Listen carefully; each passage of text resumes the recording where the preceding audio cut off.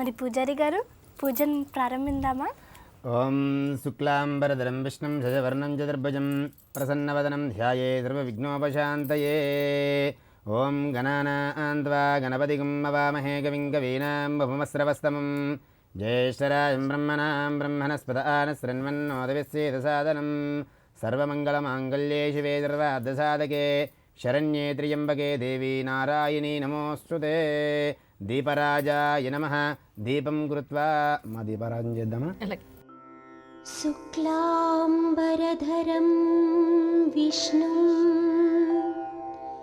శశివర్ణం చతుర్భుజం ప్రసన్నవదనం ధ్యాయేత్ సర్వవిఘ్నోపశాంతయే. ముందు ఏ పూజ చేసినా, ఏ వ్రతం చేసినా, ఏ హోమం చేసినా కానీ ముందు దీపారాధన ముఖ్యం. సర్వేభ్యో దేవతాభ్యం నమః. దీపదేవతాభ్యం నమః. ఆచమ్య ప్రాణానాయమ్య. ఆచమనం చేసుకోండమ్మా. కేశవాయ స్వాహ. శాంతాకారం భుజగశయనం పద్మనాభం సురేశం విశ్వాధారం గగన సదృశం మేఘవర్ణం శుభాంగం లక్ష్మీకాంతం కమలనయనం యోగి హృద్యానగమ్యం వందే విష్ణుం భవభయహరం. మమ అనుకోండమ్మా.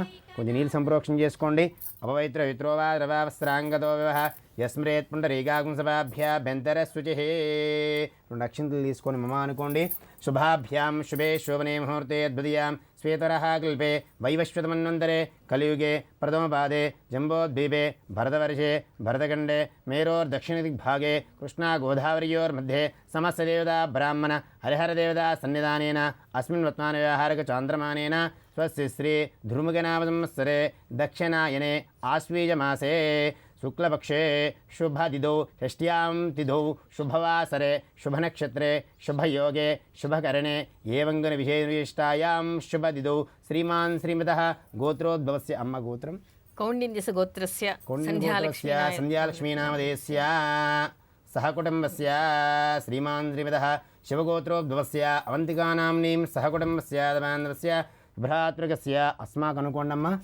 క్షేమస్థేమస్థైర్యభయాయురారోగ్ష్టైశ్వర్యాభివృద్ధ్యర్థం ధర్మ అర్ధగామి మోక్షత్రివిధబలపురుషాద్దిసిద్ధ్యర్థం ప్రాతకాలే శ్రీ మహాకాళీ మహాసరస్వతి మహాలక్ష్మి దుర్గాదేవత పూజనమహం కరిష్యే. తదంగత్వేన కలశారాధనమహం కరిష్యే. 2 అక్షంతలు కలశం వేసి నమస్కారం చేసుకోండమ్మా. 2 పూలు పెట్టండి. అలాగే నమస్త్రిపుర సుందరి హృదయ దేవి శిరోదేవి శిఖాదేవి కవచదేవి నేత్రదేవి అస్త్రదేవి కామేశ్వరి భగమాలిని నిత్య క్లిన్ని. బాసర క్షేత్రం గోదావరి నదీ తీరాన అలరారుతుంది. సాధారణంగా నదీ స్నానం చేస్తే పుణ్య ఫలితం అని చెప్తూ ఉంటారు. కానీ ఇక్కడ స్వయంగా గోదావరే పుణ్యం చేసుకుందని చెప్పాలి.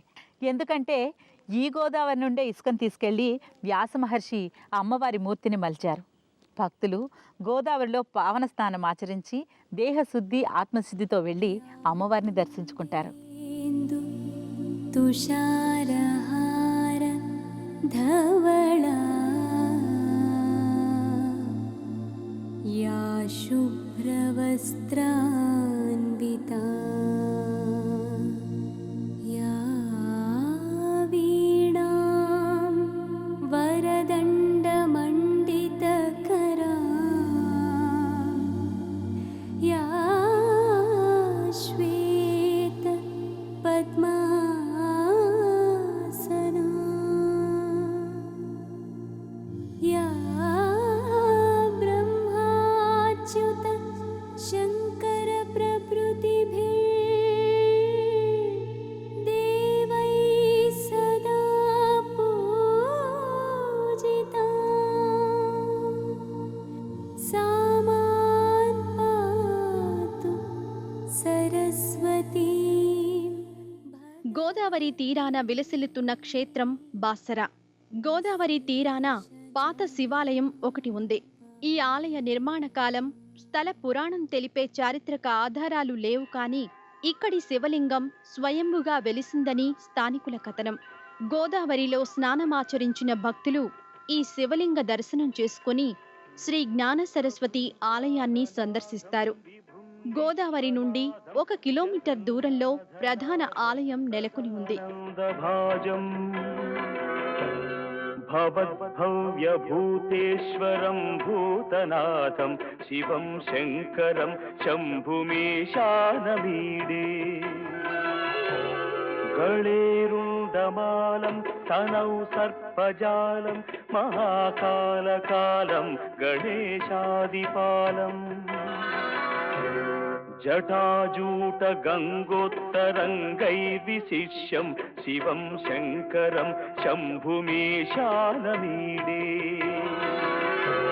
ముదామాకరం మల్దనం మల్దయంతం మహామండలం భస్మభూషాధరంతం అనాదిం హ్యపారం మహామోహమారం శివం శంకరం శంభుమీశా. వ్యాస మహర్షి ఈ ప్రాంతంలో సంచరించినప్పుడు ఇక్కడి ప్రశాంత వాతావరణం మహర్షిని ముగ్ధుణ్ణి చేసిందట. ఈ ప్రాంతంలో నిత్యం తపస్సు చేస్తూ కొంతకాలం ఇక్కడ నివాసం ఉన్నాడట. వ్యాస తపస్సుకి అమ్మవారు ప్రసన్నమై ఇక్కడ తన మూర్తి ప్రతిష్ఠ చేయమని ఆదేశమిచ్చిందట. సరస్వతి అమ్మవారి ఆదేశానుసారం మహర్షి ప్రతినిత్యం గోదావరిలో స్నానమాచరిస్తూ పిడికడు ఇసుకని తెచ్చి మూర్తి మలచేవాడట. ఆ విధంగా వ్యాస ప్రతిష్ఠిత సైకత రూపిణి సరస్వతి అమ్మవారు ఇక్కడ కొలువయ్యున్నది.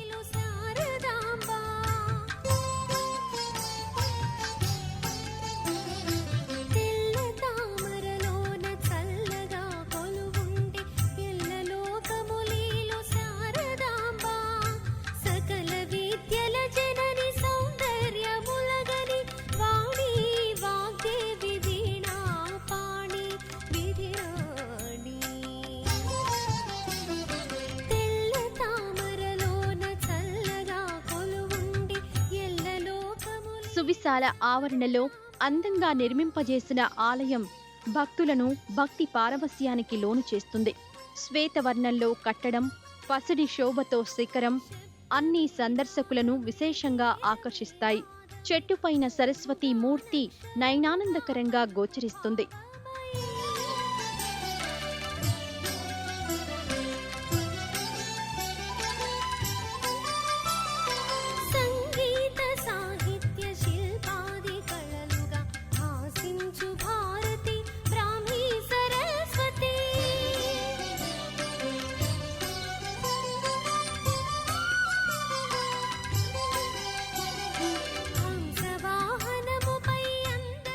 సరస్వతి ఆలయాలు చాలా అరుదుగా ఉంటాయి.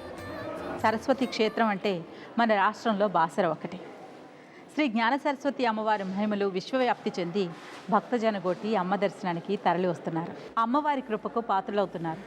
అనునిత్యం భక్తుల సంఖ్య అధికమవుతోంది. ఆలయం దినదిన ప్రవర్ధమానమై వర్తిల్లుతోంది. ఇదే అక్షరాభ్యాస మండపం. ఆ విశేషాలేంటో తెలుసుకుందాం రండి.